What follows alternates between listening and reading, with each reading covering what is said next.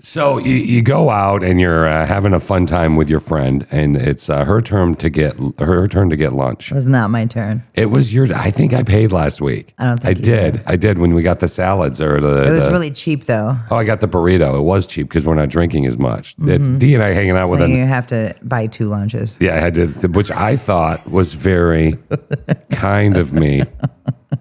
You know the definition of kindness, D, the quality of being friendly, generous, and considerate. I told you I was typing at the computer. Yeah.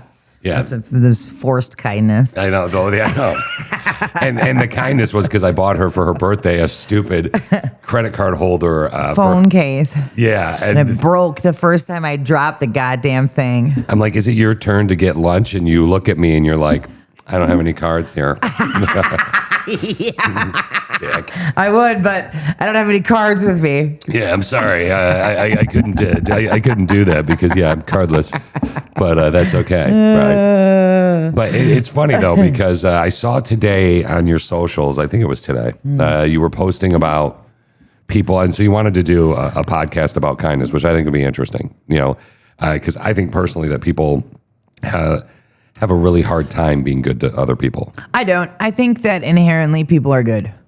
I think that sometimes we just get wrapped up in shit. I think it's good to have a reminder of like to just take a step back and be nice. Okay. You know, but I think for the most part, people are kind. Okay, so why do you like? Do you think instinctively people are kind and not instinctively? I think instinctively. If you see someone that's broke down somewhere instinctively, right? You're like, oh, son of a bitch, that sucks. And can I help? Oh no, I removed the can I help? And you just keep driving, and you're like, oh, good luck, asshole. Yeah, right. You know. Hey, honey, check these poor people. But I mean, now wait a minute though. Do you really think that though? Do you stop and help? Because now in this world, should you do that? It depends on what the situation is. If it looks like they have it under control, then no. You know, if they're already dealing with the situation, I don't need to be another asshole on the side of the road. But if it looks like they're in duress, then I'm gonna. I think you are instinctively a kind person, and I think that it's rare. Really? Yeah, like you and I were always really good friends, but when my friend got my air partner and friend of over 20 years got cancer and got super sick, and you were at the busiest I've ever seen you ever. You were doing like 6 podcasts, the show, a very strenuous relationship, and you stopped everything. And you're like, I'm coming out. We're going to have some fun. And you came out for the weekend and we had a good time and we talked about Connie and whatever. But like, I think that intensified our friendship even more. Yeah. I think. For sure. So that was extremely kind and I was extremely shocked. You and Jake did that. You and my friend Jake did that. But that blew me away. I don't think people are instinctively kind. And maybe it's because I'm becoming negative as I get older. I don't know. Well, here it says that there's psychological research that suggests humans are inherently cooperative and compassionate. While selfish behavior exists and have biological roots, so too does altruism, and evidence from behavioral science that shows that cooperation and pro-social tendencies are also natural human traits. Okay. Humans have a natural inclination to cooperate, share resources, and work together in communities, extending beyond just family or close networks. I think it's just easier to focus on the shit for some reason. Yeah, I really do. And then it brings you into this like, this humdrum, kind of way of thinking where you think everyone's a dick because that's what you're seeing on social media or whatever. And I just don't think that's what it is in real life. I just don't. I always hoped that it's not. I guess I've been a little jaded over the past few months. I'm transitioning from one home to another. Let me clarify that. You get a visual. Hey, baby, how you doing? God, you're the ugliest chick I've ever I would be the seen. Hottest chick. Oh, my God, I'd be so hot. I've already got the boobs. That broad is gross. Yeah, look at that broad with no butt. But from Wisconsin from Wanakee, Wisconsin to Chicago. And when I'm in Chicago with Freddie the dog and Phoebe the dog, and I'm walking them, people are typically very rude. Yeah. And people in the building, like Kara has been blown away by people in the building. Typically, except for the people that work there, the doormen and whatnot. Pretty rude. Yeah. Well, that's Chicago. And that's what I'm thinking. Like, so what? I mean, because I did look up, are people instinctively kind, and it said yes as well. So then I wasn't going to tell you about it, but I guess I did. Oh, Peril. But I don't know. Like, you get in the elevator, and I'm like, hello. Yeah. How are you? And have a nice day. I'm a Smurf that way. Yeah. People are like, shut the hell up, dude. Right. You know, they don't tell me to shut up, but their eyes do. I come back to Wanakee, Wisconsin. I'm walking Freddie the dog. Good morning. People say good morning, and how are you? And it is Wisconsin nice, if you will. I do. I agree. I think it's also city stuff. So is it a big city thing? Because when I lived in Minneapolis, people were rude too. I was like, Minnesota nice my ass. It's a big city thing for sure. Because in the city, you kind of have to mind your own business. You don't want to get cut. Right. Because there's a lot of crazy people. There is. There's a lot of. I've seen more people either on drugs or drunk and standing and doing the thing you do. Like, I haven't seen it since college. When you're like, whoa. The wobble. Whoa, yeah. And they're not like I've seen it. It's insane the amount of times I see it. Yeah. But is that because of numbers? It's like car dealers that have more cars in their lot can tend to have more breakdowns or lemons, if you will, because there's a higher rate of chance, right? So why aren't people nicer in let's say, the big city? Is it the numbers, or is it because they're afraid they're going to get mugged? Why aren't they nicer in the big city? Yeah. Yeah. Well, I think because they're staying in their own lane because it's self-preservation essentially. I think anyway. But like when we went to New York City, yeah, people do mind their own business, but they're also pretty nice. You know, like whatever, unless you get in their space and you're doing something wrong or you're making them late for something. But yeah, they're nice people. Well, Mel Robbins said in her book, The Let Them Theory, that like one of the things you should do when you're driving and somebody cuts you off or zooms around or is going too fast in the fast lane, they mess you up. Or you're like, hurry, or they're going too slow and you get stuck at a light. Instead of screaming, just say, screw it and go about your day. Yeah, what are you going to do about it? Yeah, so is that the way, is that what you think we should be doing more often then? Well, 100%. Is that type of thing? That's all stuff that's out of your control and all you're doing is agitating yourself. But the whole thing with doing like random acts of kindness too. Yeah. So there's a randomactsofkindness.org. It's the Random Acts of Kindness Foundation. It's pretty neat. There's there's an organization. Yeah. There's a whole shit ton of science behind it. So I can go the love hormone oxytocin, one of my favorites. Witnessing acts of kindness produces oxytocin, occasionally referred to as the love hormone, which aids in lowering blood pressure and improving our overall heart health. Huh. It also increases our self-esteem and optimism. See? Optimism. I feel like people are at like a place now. Social media is ruining a lot of shit right now. I think social media is, and I think eventually AI is going to dumb us down as well. Yeah. Oh, yeah. I really do. I know those are two different conversations probably, Right. but okay, so why social media? I think, because the social media, how do I want to put this? Making money and the livelihood, if you will, of social media, it's staying alive, the beast growing, depends on engagement, right? And engagement, they get a lot of engagement the more angry that people are. And so the algorithms are designed to kind of agitate people and to get them fired up about stuff because then they engage more. Okay. It's on purpose. It's 100% on purpose. So you're seeing, unless you're vigilant about what's going on in your timeline, and like you need to actively be hiding things. You need to stuff that agitates you. You need to hit the X button on it. And Do you do that? Oh, 100%. Okay. So that it's all that stuff starts disappearing from your timeline because it's made to make you agitated. It's crazy. And so there's a long time ago, way back when, kids, Cambridge Analytica, there's a whole lawsuit about it, everything else. I think it's called The Great Hack, was a documentary done on it. But Facebook literally caused a civil war in Myanmar. They sorted out how they can move people to do bad things.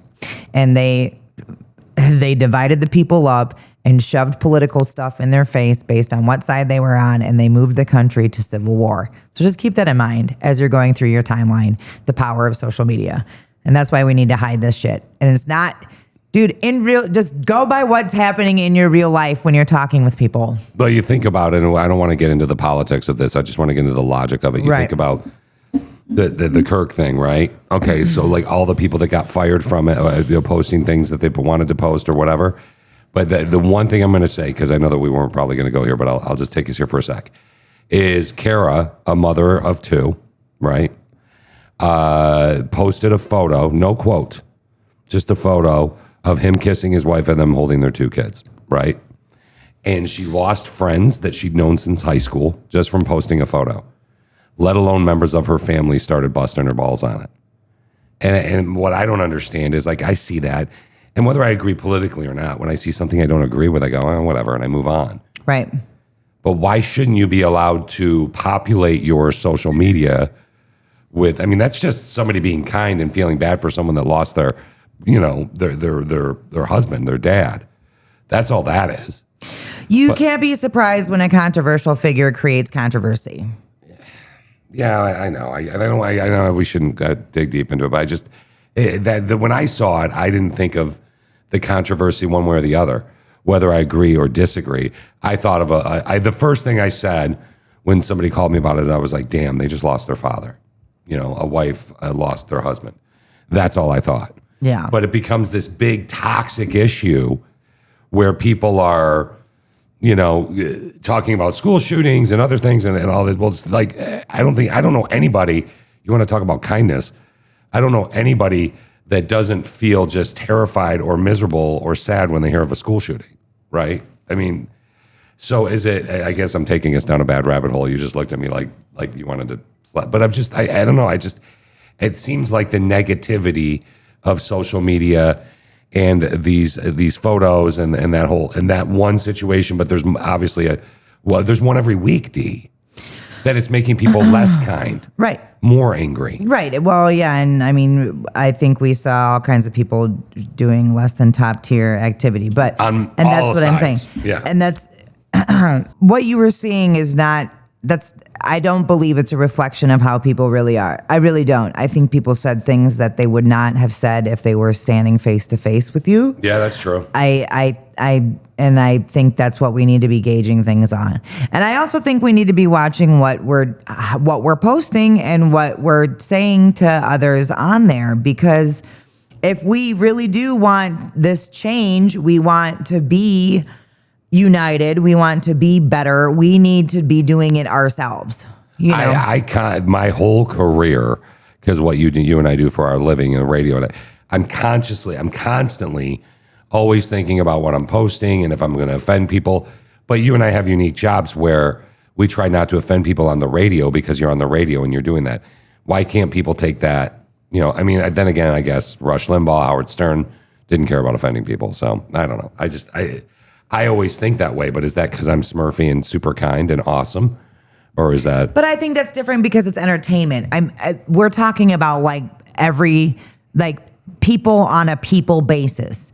Eliminate the entertainment value of it all. Eliminate getting ratings and viewership and content engagement. Let's talk about existing as people, person to person, and them posting to their 200 family members and them interacting with their 200 family members. And, they don't have a job in the spotlight. Yeah, they won't lose their income. Right. This is okay. This is this is important shit. Like how you're acting to each other. It's important shit. Yeah. And I think if people just kind of took a step back and they were like, okay, whatever. Cause I think feelings got heated, and I just think that it's pretty easy to just take a little breather. And a lot of people sit on the toilet and hit send and they move on about their day. Right. And they don't think that they're really her. What is it, like Taylor Swift? I'll use Taylor Swift because I know how you feel about Tay-Tay. I love her. I know you do. Taylor Swift was, when she was interviewed, she said years ago, she just stopped. Right. She's like, I don't look at and Kelsey even said that. And they were talking to Jason Kelsey, who was having a struggle doing that. Yeah. But during that interview, that podcast that they did together, they, hey, maybe we should get this hashtag Taylor Swift and this will trend. Anyway, during that interview, Taylor was like, yeah, I never look at my DMs. Right. I never look at my messages, and I try not to read anything because it just hurts my feelings or it works me up. Right. And you don't. That's the whole thing. So what do you do? Your socials can get pretty heated. I don't look at it. You really don't? No, I like them sorted out. But anyway, perpetually kind people have 23% less cortisol, which is the stress hormone. It makes you fat too, and age slower than the average population. Wait, so if you're kind, you'll be less fat? Yeah.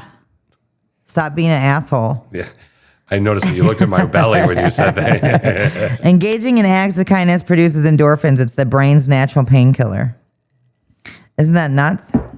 I do like that. A group of highly anxious individuals performed at least 6 acts of kindness a week. After 1 month, there was a significant increase in positive moods, relationship satisfaction, and a decrease in social avoidance in socially anxious individuals.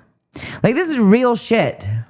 I'm looking at the website. And all it has to do is, like, just be kind. Just do an act of kindness. That's it. Like kindness at work? Dude, anywhere. Like, even just holding the door open, smiling at someone, whatever. Like, you can seriously make a huge difference. It's crazy and it's easy. And I just think that we have the power to do it. And I think it's something that there's so much shit that's out of your control that can get people down or that makes you feel hopeless. But this is something that's absolutely in everybody's control. And it's something that everybody can do. Do you think that you've become more of a thinker and more, I want to say this the right way. Do you think that it's easier for you to be kind? Because you've always been kind, but do you think it's easier for you to be kind and to look at life a little bit more like this because you're older or because you're in a stable relationship? Both. I think both. I mean, your relationship is insanely amazing. Well, yeah, it's also both of us being pretty emotionally mature and, whatever, aware of and listening to the other person. And I don't know, whatever. Anyway, I think age does have a lot to do with it because you start to realize what's important. Yeah. I think when you hit the age of 40, there's a point of view that it changes a little bit. Your brain changes a little bit. Yeah. And you go, do I really need these negative people in my life? Right. Or do I need this bad stuff in my life? Right. My friend Connie that we sourced earlier, when she was like 40 years old, she's just started wiping out her friends list. Oh, yeah. And she's like, nah, you're negative. Nah, you're too much stress. Nah, you're kind of irritate me. Yeah. Well, and it gets easier because you see your reward almost immediately. And it doesn't mean whatever. And those people are on their own journey and they're doing their own thing. And maybe they'll figure it out and maybe they won't. Maybe they'll always stay that way. And that's okay. That's their thing to deal with. Yeah. Like, all I can worry about is my own damn self. But worrying about my own damn self, even doing acts of kindness, that benefits me. You know what I mean? Oh, yeah. And so, but it also has a ripple effect. So this is kind of cool. Positive effects of kindness are experienced in the brain of everyone who witnessed the act, improving their mood and making them significantly more likely to pay it forward. It means one good deed in a crowded area can create a domino effect and improve the day of dozens of people. So not even just something as simple, like you said a minute ago, of holding open a door, but like what's a good deed that you could do in a crowded area, like that somebody could do today in a crowded area? I don't know. You buy someone coffee. Yeah, whatever. I like the idea of buying someone flowers randomly. Hopefully they're not allergic. Or you buy them, or you buy somebody flowers randomly, and that'd be my luck. I'd be like, ma'am, you look like you're having a bad day. Here's some flowers, and their boyfriend beats the shit out of me. Right. I knew you were cheating on me, Barb. Go for like an older person, like an elderly person. Yeah, don't give kids flowers. That's creepy too. Yeah. Yeah, totally. Real strength has to do with helping others. That's a quote. I like that. Mr. Rogers. Fuck, man. We need Mr. Rogers more than ever. We need a little bit more Mr. This world.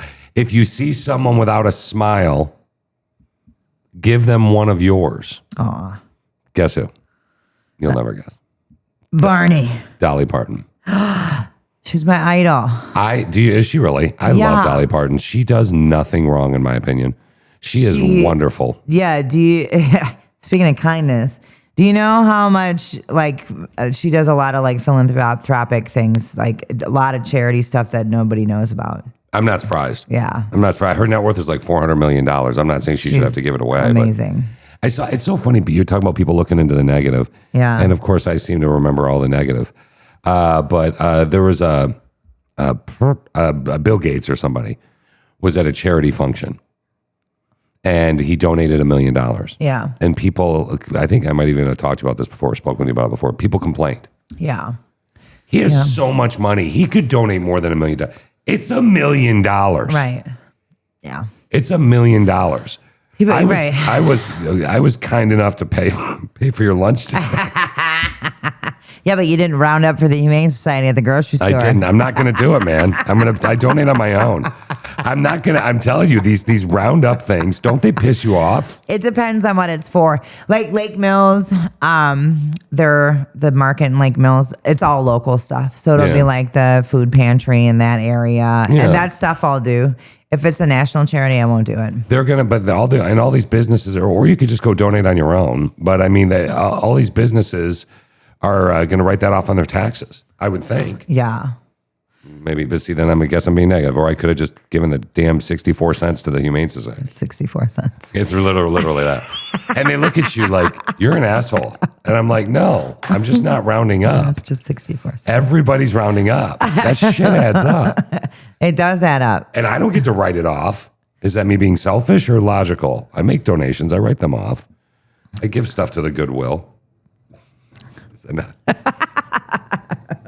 You're burying me in being an asshole. That's what's happening right now. It's fine. I'm going to blame you for that. It's fine. For attractive lips, speak words of kindness. Audrey Hepburn. Oh, yeah. Look at that. Human kindness has never weakened the stamina or softened the fiber of a free people. A nation does not have to be cruel to be tough. Franklin Roosevelt. I mean, I'm looking at your website. I went to D's Random Act of Kindness, actsofkindness.org. There's a ton of them. There's a ton of them. Buddha, when words are both true and kind, they can change the world. Yeah. I like that. If you go to Dee's website, Random Acts of Kindness, my website. She's sponsored it. It's linked to Magna Babes also. But if you go to that website she was talking about, there's kindness at home, kindness at school. It's magnawaveme.com. Yeah, magnawaveme.com. Hey, I bought your domain for you. That was kind, right? Yeah. Here's a couple ideas real quick, and then I know that we went right at that sweet length that you like to go. That's okay. Celebrate somebody you love. Challenge yourself to only write positive comments online for a week. I added for a week. I like that. I like that one a lot, actually. That's a good one to do, especially based on the content that we've had for this podcast. People bust my chops because I say happy birthday every day to all the little friends on the Facebook. Yeah, then you do it to dead people. I don't. Well, see, look, you're busting my. I didn't know they were dead. I unfollow people now when they die. I feel even worse. Then when my dad died, I unfollowed him. That person's dead. That's true. You need to delete your happy birthday greeting. It happens to me 4 times a year. I literally felt like, and then I started deleting the dead people, and I'm like, well, I didn't delete my dad, and he's dead, so now I feel like an ass. No, you can. Isn't it possible to be too kind?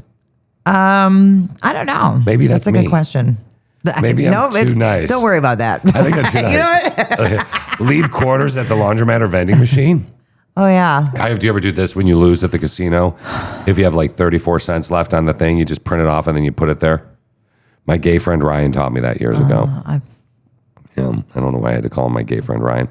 Organize a community cleanup. That's a lot of work. Praise a local business online. There you go. Magna Babes or Magna Babe Me. What is it again? It's magnawaveme.com. Magna Babes is my company. It's a whole thing. Dang. And you drive all around town doing stuff for people, and you never charge as much as you should. And dogs and horses and all I thought this said share your favorite receipt. It's recipe. Yeah, it is. Okay. I didn't even have to look at it. I knew what it would say. I think it's definitely time for me to have another. All right. Thank you very much, Dave. You're welcome. I'll make your drink.